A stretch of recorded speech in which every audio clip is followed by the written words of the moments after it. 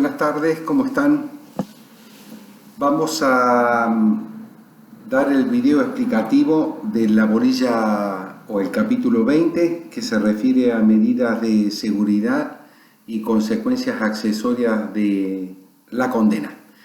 ¿Qué es lo que trata este capítulo? Como para explicarlo y se pueda entender sobre lo que dimos en los videos anteriores sobre este mismo capítulo. Acá lo que hay que tener en cuenta es lo siguiente: las medidas de seguridad son aquellas que impone el juez del caso, en un caso específico que está juzgando, y toma nota, digamos,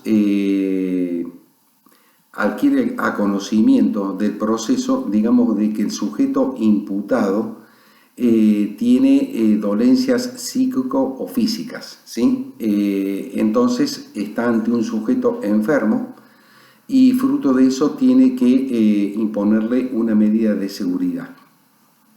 Por supuesto que la medida de seguridad que nos interesan acá en nuestra materia, tenemos que estar frente a la comisión de un delito ejecutado por un determinado sujeto, pero resulta que esta persona que comete ese delito está enferma en lo físico o en lo psíquico, y por lo tanto el juez penal tiene que imponer sobre él una medida de seguridad.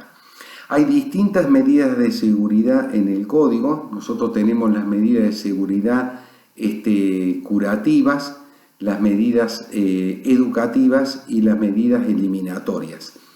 Entonces el juez, para imponer una medida de seguridad, tiene que estar frente a un sujeto que ha cometido un hecho delictivo, una acción típica y antijurídica, ¿sí? Bueno, ¿qué es lo que ocurre?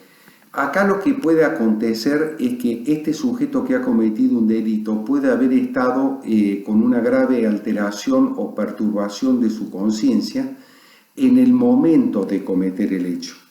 Es decir, en el momento de cometer el hecho, el juez está ante un sujeto inimputable, entonces al sujeto lo tiene que internar si a juicio de peritos y del Ministerio Público le dicen al juez de que este sujeto hay grave peligro para sí o para terceros, entonces a esta persona hay que internarla. Ese es el primer supuesto de la medida de seguridad curativa que está contemplada en el artículo 34, inciso primero del Código Penal. Entonces, a esta persona hay que internarla en un establecimiento adecuado, lo que antiguamente se conocía con el nombre de manicomio.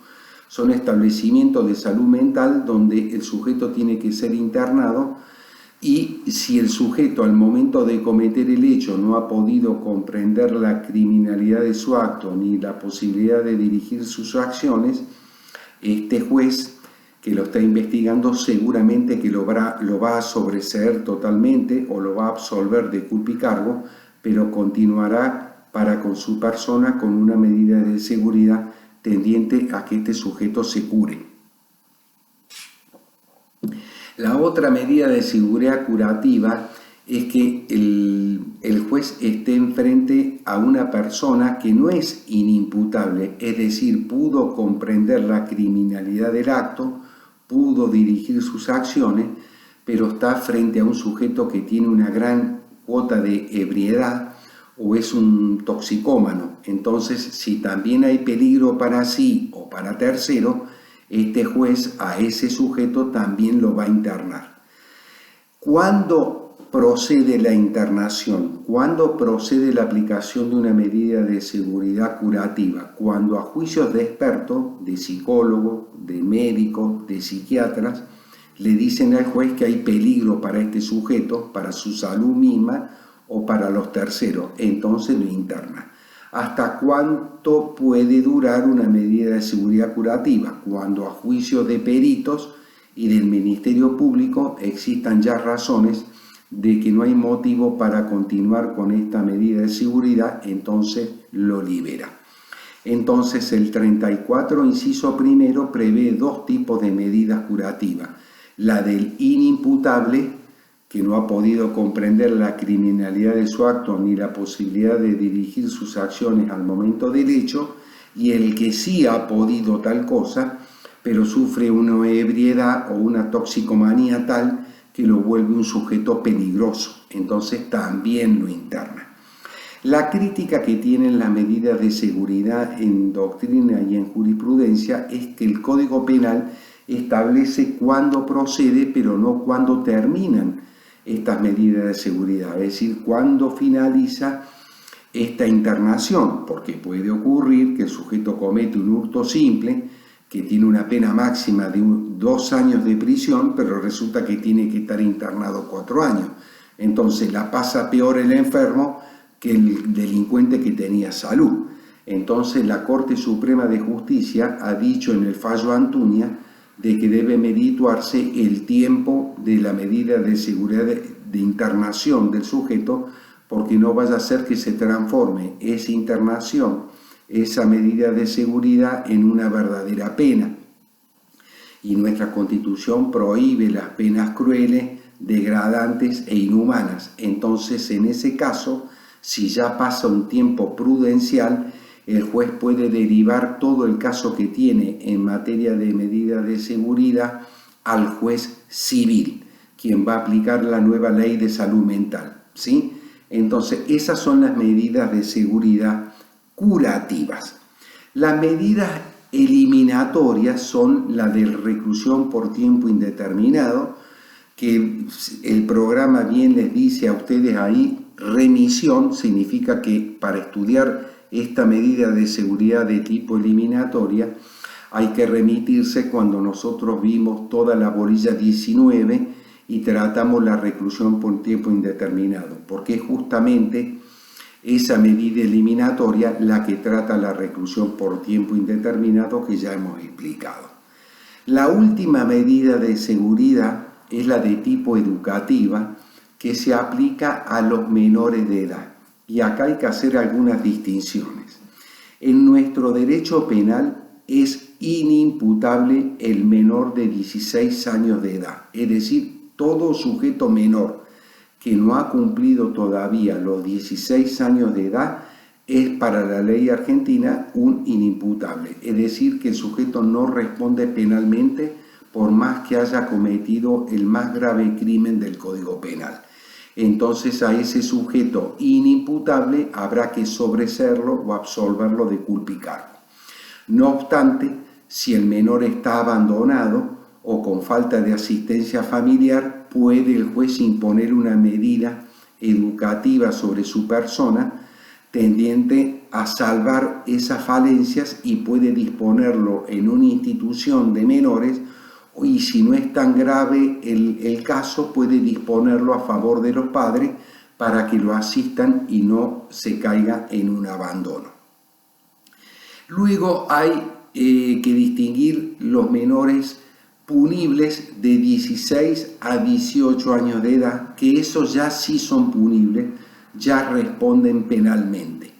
Pero la ley, que la van a tener que estudiar bien, que es la 22.278, que está en la parte de atrás del código, y que hay que estudiar del artículo 1 al 8, van a llegar a la conclusión de que este menor punible también resulta ser inimputable si comete un delito que está reprimido con una pena menor a los 2 años de prisión, o tiene pena de inhabilitación, o tiene pena única de multa, o son delitos de acción privada del artículo 73 del Código Penal. En esas 4 categorías del delito, si el sujeto tiene entre 16 y 18 años de edad, también es un sujeto inimputable y el juez tendrá que sobreseerlo o absolverlo de culpa y cargo. Ahora, si este menor, mayor de 16 y menor de 18 años de edad, comete otro delito que no sean de los 4 estos que yo acabo de indicar, el sujeto pasa a ser un menor punible y es sometido a proceso. El juez, frente a este menor punible, tiene que someterlo a proceso y llevarlo a juicio, si las pruebas así lo indican. Puede ser un homicida, un violador, ¿no es cierto?, un robo con arma, etc. Ahora, ¿qué es lo importante de distinguir? Este sujeto mayor de 16 y menor de 18, que es punible por un delito grave, es sometido a proceso y llevado a juicio. Pero luego del juicio oral, la sentencia que recaiga tiene que disponer en el primer punto el declarar la responsabilidad penal del imputado por ese delito cometido. Es decir, que para con ese menor, a diferencia del mayor de 16 a 18, no hay condena a cumplir una pena de prisión. Vamos a poner un ejemplo. Un sujeto de 16 a 18 años comete un delito de homicidio y después comete un delito de homicidio un sujeto de 30 años. Bien, este último sujeto, en caso de ser llevado a juicio y ser acusado, el tribunal en el primer punto de la sentencia dice condenar a fulano de tal a sufrir la pena de 15 años de prisión por considerarlo autor responsable del delito de homicidio. Pero si fuera un menor de 16 a 18 años, este mismo tribunal tiene que decir en el punto 1, declarar la responsabilidad penal de fulano de tal por ser autor del delito de homicidio simple, ¿sí? En el segundo punto de la sentencia, entre este menor de 16 a 18, el juez debe someterlo al menor a tratamiento tutelar no inferior a 1 año y esperar a que cumpla la mayoría de edad para luego hacerle un juicio por la pena. Una vez que se hizo el tratamiento tutelar de 1 año y cumplió la mayoría de edad tras ser declarado responsable por ese delito de homicidio entre los 16 y los 18 años de edad, el tribunal le hace un nuevo juicio por la pena y ahí pueden acontecer 3 cuestiones. Una, que lo absuelva de pena porque están dados los requisitos de la ley de menores para absolverlo. La segunda es imponerle una pena reducida del homicidio por la escala de la tentativa del artículo 44. Y la tercera es que lo condene a sufrir la pena que prevé el delito en el artículo 79, es decir, imponerle una pena de 8 a 25 años. Ahí es cuando ustedes van a ver en el video y en el material de estudio que le hemos ofrecido en la cátedra, cuando el tribunal puede imponer una absolución de pena de este homicida menor, cuándo puede imponer una pena reducida y cuándo puede imponer una pena del delito cometido directamente en la escala que prevé la ley, ¿sí? Ahí está el caso Maldonado, en donde la Corte fija los parámetros, cómo tiene que hacer el tribunal para llegar a imponer pena a un menor punible. Entonces tenemos el sujeto menor de 16 años de edad es inimputable por cualquier delito cometido. Luego tenemos una segunda categoría de 16 a 18 años de edad que es inimputable si cometió esas 4 especies de delitos que dijimos. En tercera categoría, el menor de 16 a 18 años de edad que es punible si comete un delito grave y vemos cómo hay que hacer con él en el proceso. Primero declararlo responsable, luego someterlo a tratamiento tutelar por un término no inferior a 1 año y esperar a su mayoría de edad, y luego se le hace un nuevo juicio por la pena para decidir qué se hace sobre ese menor homicida, ¿sí? Bien, y hay una cuarta categoría que es el mayor de 18 años de edad. El mayor de 18 años de edad en nuestro derecho penal es plenamente capaz. Se equipara plenamente al sujeto que tiene 20 años, 30 años, 50 años. Es decir, ahí tienen las 4 categorías de las que habla la ley. Por lo tanto, hay que estudiar detenidamente esa ley 22.278 y fundamentalmente el artículo 1 al 4, que es donde se establece todo esto que yo estoy hablando. Bueno, ¿qué son las consecuencias accesorias de la condena? Ahí hay que estudiar el artículo 12, hay que estudiar el artículo 20 bis, ¿no es cierto? Y también hay que estudiar el artículo 22 bis. Y el programa habla de remisión. Hay que remitirse a la bolilla 18 cuando nosotros hablamos de la pena de inhabilitación. Ahí se trató el artículo 12 y el artículo 20 bis. Y el 22 bis, que es la pena de multa complementaria, también lo hemos hablado en la bolilla 18 cuando hablamos sobre la pena de multa. Por lo tanto, ahí hay que remitirse. Solamente 3 temitas más, que uno es el decomiso de los instrumentos del delito en el artículo 23. ¿Qué significa esto?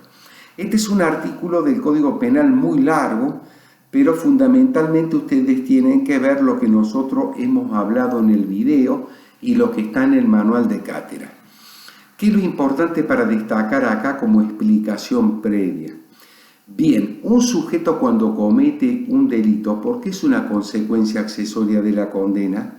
Porque puede suceder que un sujeto que va a cometer un delito a veces se vale de ciertos instrumentos para cometerlo, o el delito deja efectos. Por ejemplo, yo ladrón quiero cometer un robo con escalamiento y me hace falta, por ejemplo, una motosierra y me hace falta una escalera. Bueno, si a mí me atrapan y me llevan a juicio, yo utilicé esa escalera y esa motosierra como un instrumento del delito. Entonces el tribunal, cuando a mí me condene por robo con escalamiento, tiene que proceder al decomiso, a la destrucción de esa motosierra y de esa escalera, porque fueron instrumentos del delito.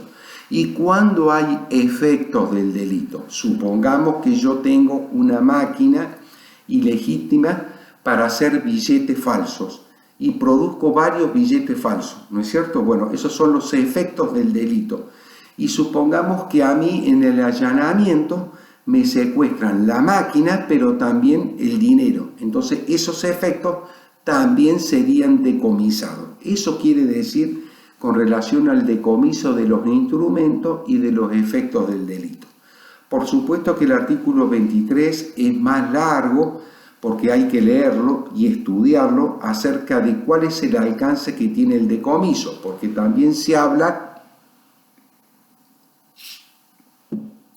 cuando el sujeto utiliza, por ejemplo, un automóvil para trasladar a mujeres para trata de blanca, o por ejemplo cuando el sujeto utiliza su bien inmueble, su casa, para con las víctimas ejecutar el delito de corrupción de menores. Entonces también puede perder la casa en decomiso y también puede perder el automóvil donde trasladaba a las víctimas para cometer el delito de trata de blanca. Entonces ese artículo 23 hay que leerlo detenidamente, ¿sí? También el artículo 23 habla de que si hay algunos bienes de utilidad pública, antes de destruirlos, si bien el condenado los va a perder, porque son instrumentos o efectos del delito, el Estado puede hacer uso de una utilidad pública. Por ejemplo, si se trata de una muy buena propiedad inmueble y grande, el Estado puede decir, bueno, se lo decomisamos al condenado,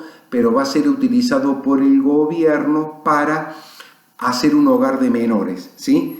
Nosotros hemos visto últimamente cómo se utilizan bienes de la corrupción, de los delitos de corrupción, a favor del Estado. Por ejemplo, se han secuestrado avionetas que eran de propiedad privada de los sujetos que cometieron corrupción contra el Estado.